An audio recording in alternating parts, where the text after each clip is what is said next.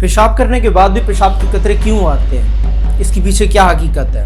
मैं इसको दो कैटेगरीज में डिवाइड करूंगा। ये बुजुर्गों में भी हो सकता है और जवानों में भी हो सकता है। सबसे पहले हम बात करेंगे बुजुर्गों के हवाले से, क्योंकि बुजुर्गों में ऐसा क्यों होता है। कुछ ऐसी वजूहात हैं, लेकिन मैं आपको बताता हूँ। हमारी जो पेशाब की नाली होती है, यहाँ पर एक मसल होता है। जब हम पेशाब कर लेते हैं, हमारा मसाना खाली हो जाता है, तो वो बाकी जैसे ही अकड़ता है तो बाकी नाली में बचा जो पेशाब होता है वो भी निकल जाता है। और इसके पीछे एक ग्लैंड होता है और इसके पीछे एक थैली बन जाती है, जहाँ पर यानी कि पेशाब जमा हो सकता है। अगर तो बुजुर्गों में ये मसला आपको नज़र आ रहा है तो आप उनको जल्द से जल्द ट्रीट कराएं। लेकिन ये होता क्यों है, क्योंकि सबसे जानना ये डॉक्टर के लिए ज़रूरी है कि आपको यूटीआई मतलब पेशाब की नाली की इन्फेक्शन तो नहीं हो रही, क्या आपने एंटीबायोटिक्स का से ज़्यादा इस्तेमाल तो नहीं किया मेडिसिन का। ये सारी चीज़ें डॉक्टर के लिए जानना बहुत ज़्यादा ज़रूरी होती हैं। तो मैं यही कहूँगा कि आप अपने करीबी डॉक्टर के पास चक्कर लगाएं, या अगर आप ऑनलाइन ट्रीटमेंट लेना चाहें तो आप हमसे भी ले सकते हैं। अब दूसरी बात मैं डिस्कस करूँगा कि ये जवानों में मसला क्यों होता है, खासकर बच्चों में जिनकी उम्र 13, 14, 15, 16, 17 साल होती है।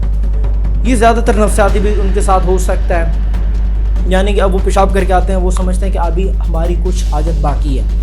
तो इसके लिए यहाँ पर करना क्या, ये बुज़ुर्गों के लिए भी है जो मैं अभी बताने वाला हूँ। पेल्विक फ्लोर एक्सरसाइज करें, कीगल एक्सरसाइज, ताकि उनके जो पेल्विक फ्लोर मसल्स हैं वो यानी कि मजबूत हो सके, ताकि उनका अपने पेशाब पर काबू आ सके। ये उनके लिए बहुत ज़्यादा ज़रूरी है। ये बुज़ुर्गों के लिए भी है, जवानों के लिए भी है और बच्चों के लिए भी है, ये जो एक्सरसाइज अभी मैं बता रहा हूँ। और जब वो कर लें अपना यानी कि पेशाब, तो फिर उसके बाद उन्होंने यहाँ पर दबाना है और वहाँ पर बैठे रहना है, ताकि जो बाकी जो बचा कुचा है ना तासरा वो भी निकल ही जाए, मसाना बिल्कुल खाली हो जाए। अब दूसरी चीज़ उसके बाद मैं बताता हूँ आपको कि जवानों में सबसे पहला नफ्सियाती होता है। उनको लगता है कि अभी भी कुछ कसर बाकी है, कि हमें अभी मज़ीद आ सकता है छोटा पेशाब। इसमें दूसरी बड़ी वजह होती है जिनसी तरबियत का ना होना। जहाँ पर वालिदैन अपने बच्चों को स्किल सिखा रहे होते हैं, दुनिया में जीने के तरीके सिखा रहे होते हैं, वो जिनसी तालीम देना छोड़ देते हैं।